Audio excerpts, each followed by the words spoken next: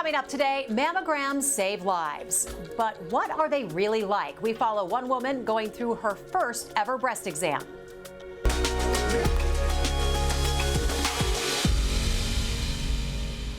Good morning, everyone. I'm Jessica Lovell, and welcome to the Morning Medical Update. Today, we are kicking off Pink Week, featuring episodes devoted to breast cancer, from detection to treatment to remission. And we start with simply the most important, screening.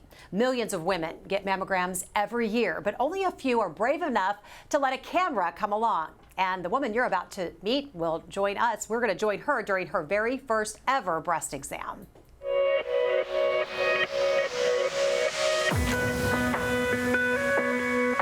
I'm Megan Peters, and I am at the Indian Creek campus of the University of Kansas Health System to get my first mammogram. I just changed into my lovely robe, and I am feeling a little nervous. I've had some friends tell me that this is not necessarily a pleasant experience, but I'm ready to get it over with and get it off my to-do list. And I'm waiting for the nurse to take me back to the exam room.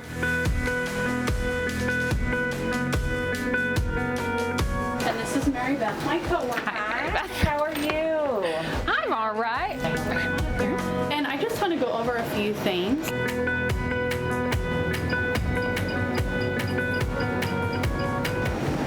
into the machine. You're good. Bend your elbow for me. Okay. That was like not that bad. I don't understand why everybody's freaking out about that, but maybe I just haven't gotten to the hard part yet. Over your right shoulder for me. Okay. Not that bad. I honestly was expecting it to be a lot more painful. It definitely was not pleasant, but it wasn't painful at all, and Emily made it so easy. She really positioned me, and I just kind of had to let her do the movements, and in and out pretty quickly. All right, we are all finished. Okay, you did thank awesome. you. We're gonna head to the right here. Okay.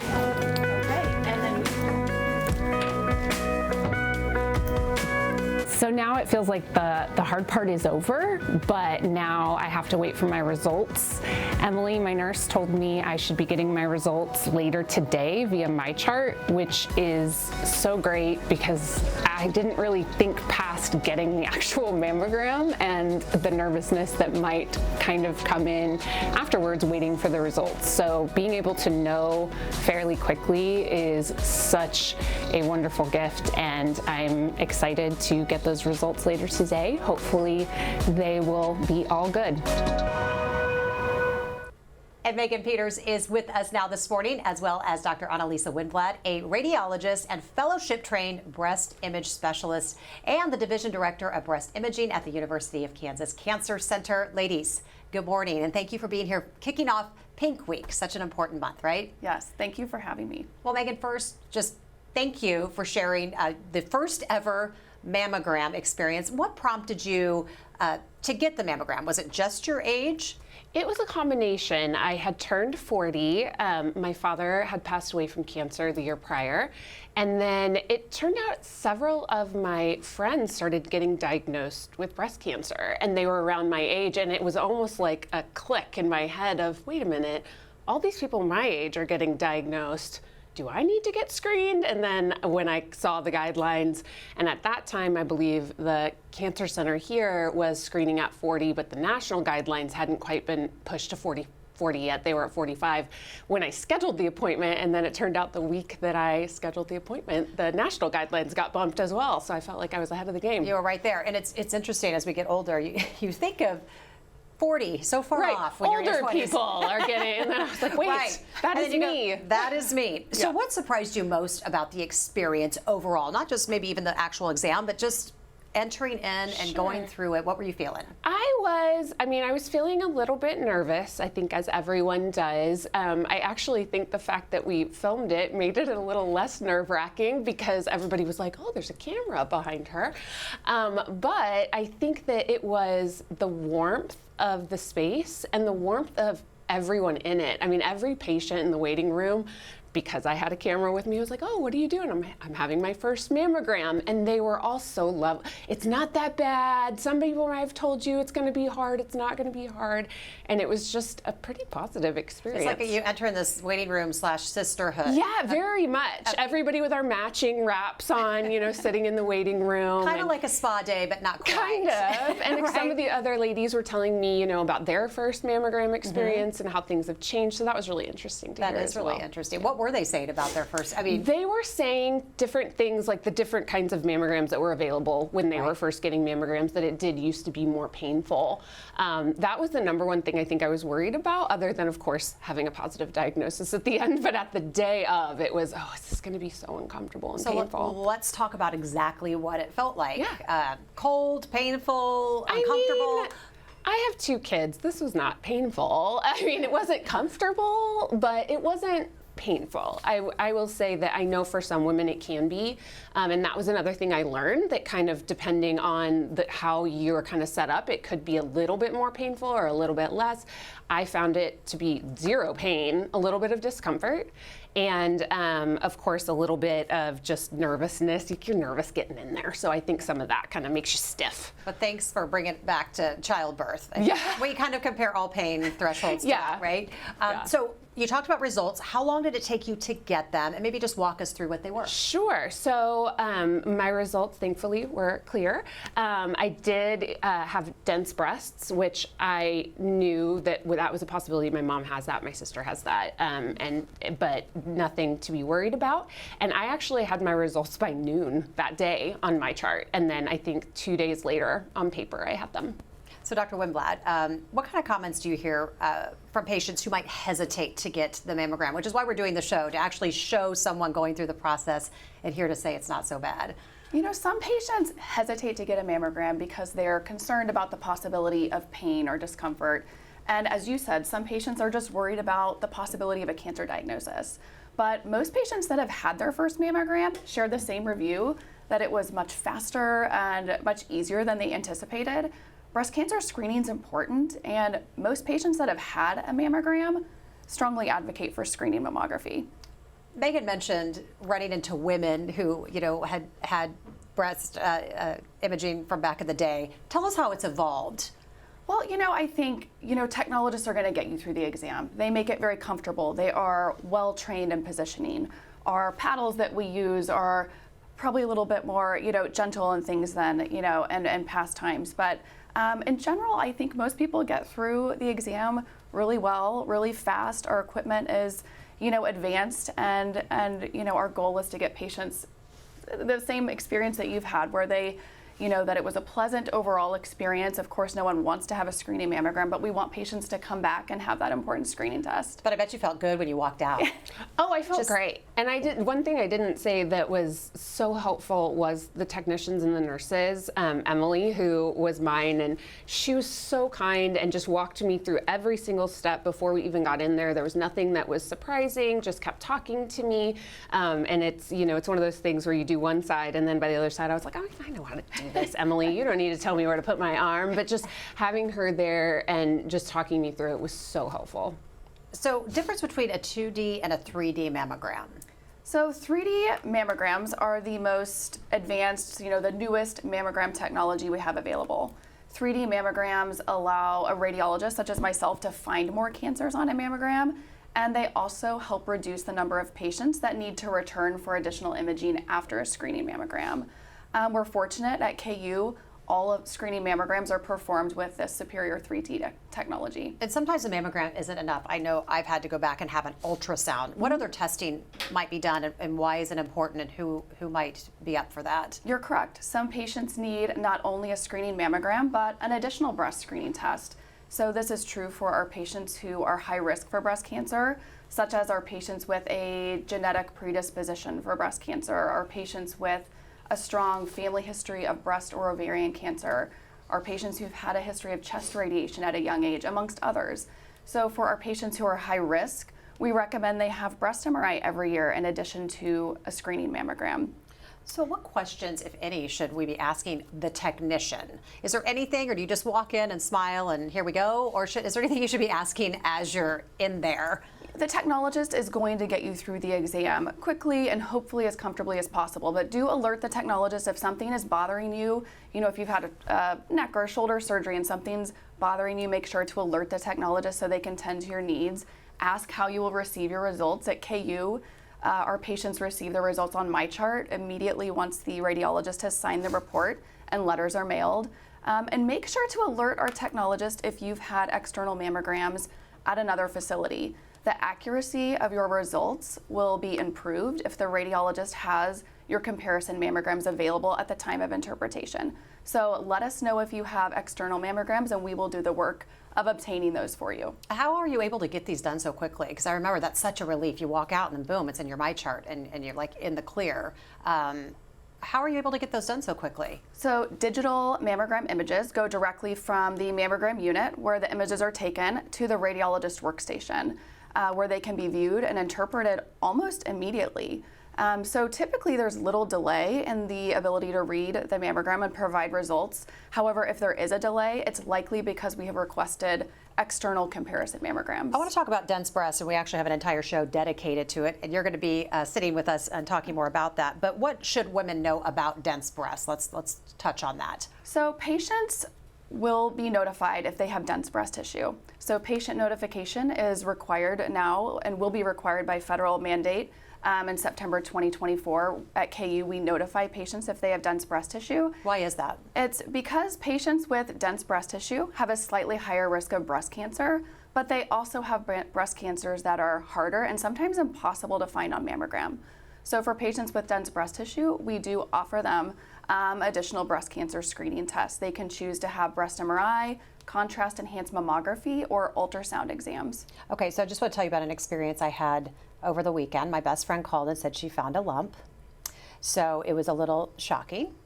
And so I said, I'm going to be calling you every hour on the hour, all day on Monday. As soon as I get off the show, I'm going to be calling her to say, did you get in? Did you get in?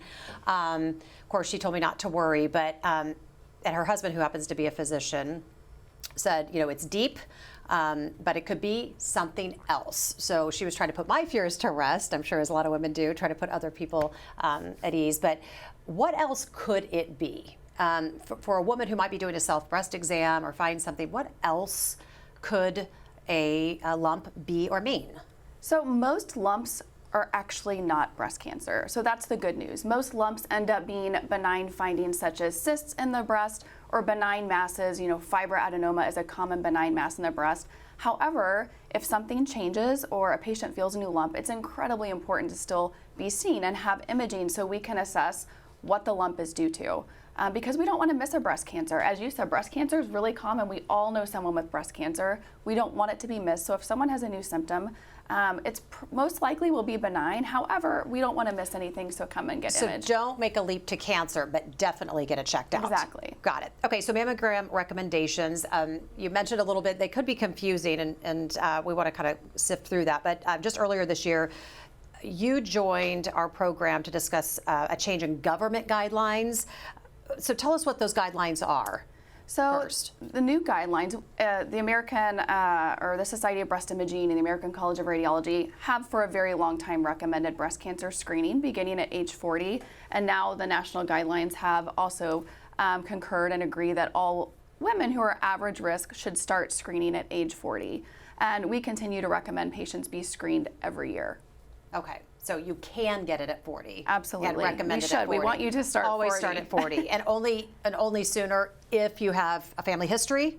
Well, and not just family history. So please talk with your healthcare provider by age 25. We recommend now that patients talk with their healthcare provider by age 25 to see if you have high risk factors for breast cancer. That may require you to start screening earlier and have additional types of screening. Okay, so this is something that Megan brought up. You said you had heard several women around your age, younger, being diagnosed. I have a friend who has 3 friends who have breast cancer, and it came within 6 months after getting a clear mammogram. Will those recommendations ever change to where it's sooner than a year? You know, I think Right now, I don't see our recommendations for screening mammogram being sooner than a year. But what we do see, patients that present sometimes with cancers in between their screening mammograms, so within a year, it may be because they were high risk or had dense breast tissue.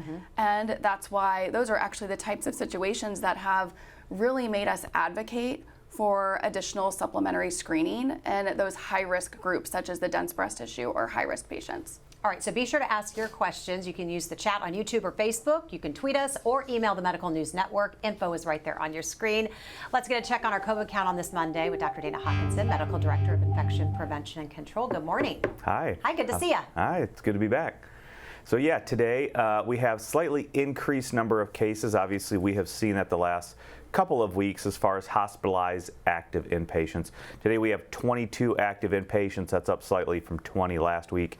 19 the week before, 16 the week before that. So slowly, but luckily it's just slowly, but increasing a little bit, and we'll just kind of continue to track the data and see how many hospitalizations we have. Okay, you said it's good to be back because you traveled a bit this weekend. Were you seeing masks when you went to another state or on flights? What's kind of the what's it like out there? In the airports and on the flights there weren't many. You know, it was probably just a couple out of 100, so maybe 1% to 2% out of every 100 people.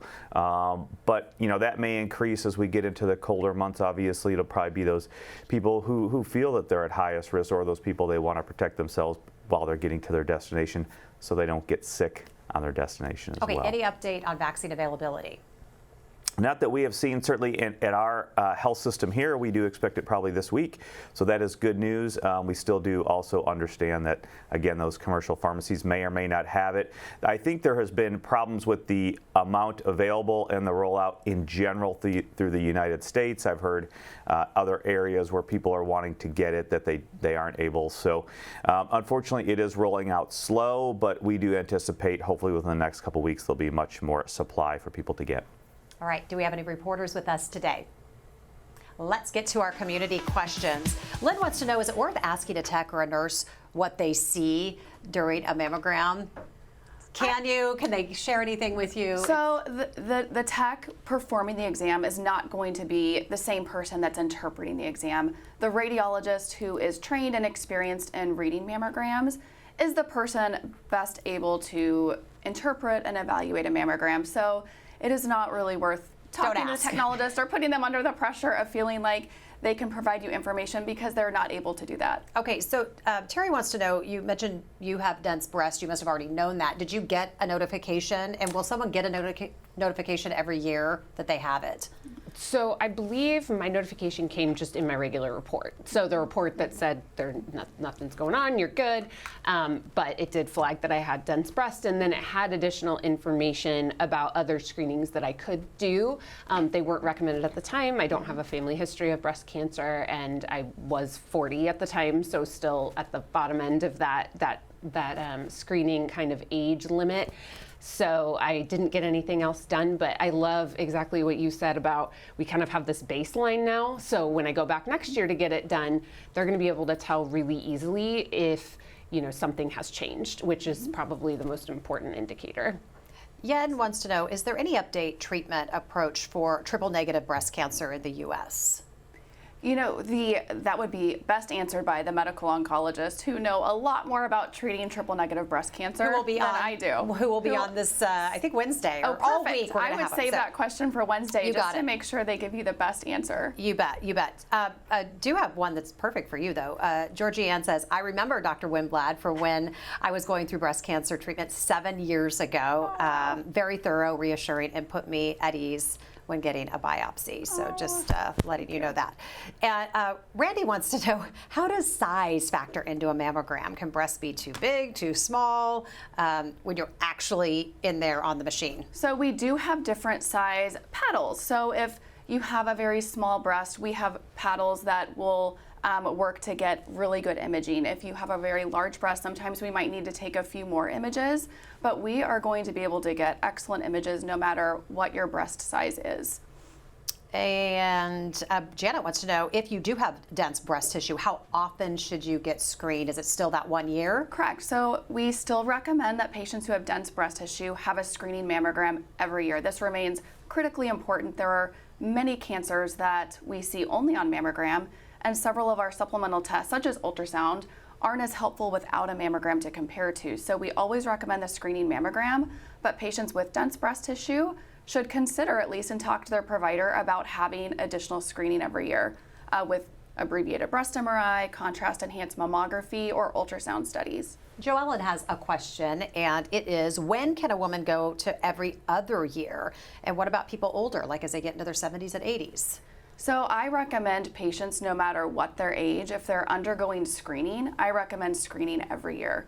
If patients wait for 2 years, that gives cancer time to grow, especially those high-grade cancers that can really affect patient mortality and morbidity when we don't catch them early. The goal of screening is to find cancer at its smallest size and hopefully earliest stage, and screening every year is the best chance of doing that. We've talked about how you are you're an expert. You have expert experience when it comes to screening, and Reese wants to know, do you ever look at images of anything else? Are you just inundated with breast tissue and making sure that you're looking for breast cancer? I am a breast specialist. I look Through at and breast through. every day, through and through. I want to be the best I can at finding breast cancer and identifying breast disease, both benign and malignant. So I look at breast every day. Well, and a lot of it, we've shown breast images up on our screens before, but when you see it, every breast looks different, I would imagine. So you see it and you're looking and nothing looks the same, Yes, correct? every breast looks different. Every breast pattern is different. All the different types of imaging we perform, mammogram,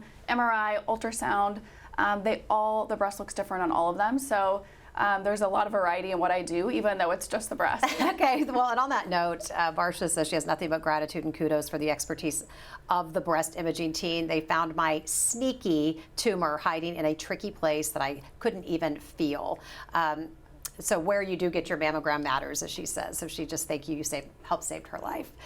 Let's talk about self-breast exams. Necessary? I think it's going to be hard. Is that something that you still recommend? It's hard not to tell women not to do that. Right. You don't want to rely on it. I recommend that women know their bodies, know their breasts. There's no strong recommendation for, we used to talk about self-breast exams in a certain way, and there's really no strong recommendation for that. However, I think anytime a woman notices something different, you notice a new lump, you see a change on your skin, on your nipple, you notice new nipple discharge, alert your healthcare provider, come to breast imaging and get the necessary imaging so that we can make sure nothing's wrong. How have we moved the needle in making women just feel empowered about their bodies? And yeah, because I asked my girlfriend last night, I said, did you feel it in a self-breast exam? I said, do you normally do those? She goes, I do them all the time. She was loud and proud. You bet I do it all the time, So have we come a long way over the decades in letting women feel empowered about knowing their bodies and feeling their bodies and being okay with it? I think empowered to feel their bodies, empowered to let healthcare providers know when there's a problem, empowered to come get screened and get imaging. So that excites me. I love when women come and tell us their problems and make sure that we can answer their questions and hopefully dispel any fears they have about breast cancer or breast imaging. So. Nothing's off the table. Yeah. So had you had friends, Megan, who had already had theirs? Mm-hmm. Something well discussed at the table?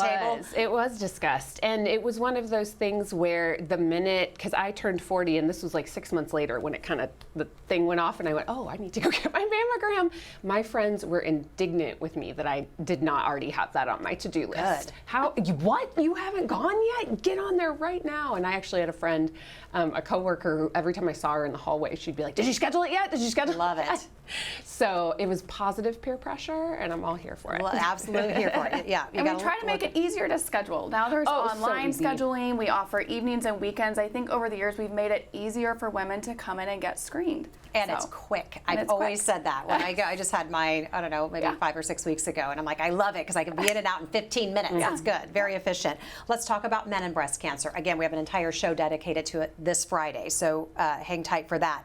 When should men get a breast cancer screening? Should they ever, perhaps if they have a family history? So this is a new and evolving topic, and there actually are groups of men who we now recognize should be getting some regular screening. And these typically are men with a high risk of breast cancer, such as men with a BRCA gene mutation or men with certain genetic predispositions. So please, men, if you have a strong family history of breast cancer, talk with your providers.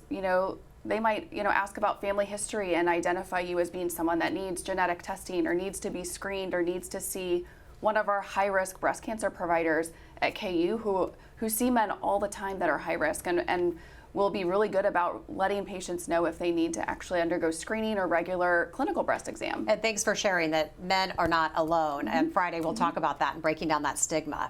It's okay. It happens to men as well. I want to get today's takeaway. And Dr. Wimblad, I'll start with you. What's the biggest takeaway for today's talk? I think for today, we're kicking off October. This is a really important time for us to, tell patients, come get screened. If you are 40 years of age and have not yet had your screening mammogram, please schedule now, schedule online, whenever it's convenient for you. We want you to come in, get that screening, and we as the radiologists want to be able to hopefully find breast cancers when they're small and treatable and when patients will have good outcomes. All right, Megan, what is the biggest takeaway from your story? Yeah, I think my biggest takeaway is just to go ahead and get yourself scheduled for your screening. It is not as bad as you think it's going to be. And as somebody who's been through the experience of a child taking care of a parent with cancer, I want to make sure if my children are ever in that position that, like you were saying, it's at the earliest possible stage, the easiest possible treatment, so that they don't have to be put through that as well, and neither does the rest of my family. Thank you for letting us follow you with a camera back in there. We promise we don't do that to everybody with strict. I offer. You did offer. Of course you did, Megan. That's how you roll. I know that. And before we go, we do just want to say another thank you again for letting not only Megan share her first mammogram, but because she's not the first woman to let us bring a camera into what is quite an intimate situation. But these women said that they let us come along as well in order to encourage other women to get screened, and we appreciate that so much. So please get screened, and if you want to schedule a mammogram, really easy. Text the word MAMMO, MAMMO, to 913-588-1227. Info is right there on your screen. Text that and get more information about scheduling your mammogram. Thank you again to all of our guests and to our viewers for being with us and asking their questions. We'll see you back here tomorrow at 8. Coming up tomorrow on the Morning Medical Update. Not every woman wants to share her breast cancer story, but Cynthia Newsom is not every woman. I'm Jessica Lovell. On the next Morning Medical Update, we'll catch up with this Kansas City news anchor and find out how she's doing on a new cancer trial. Tuesday at 8. Subscribe to our Morning Medical Update and Open Mics with Dr. Stein's podcast. Now, everywhere podcasts are available.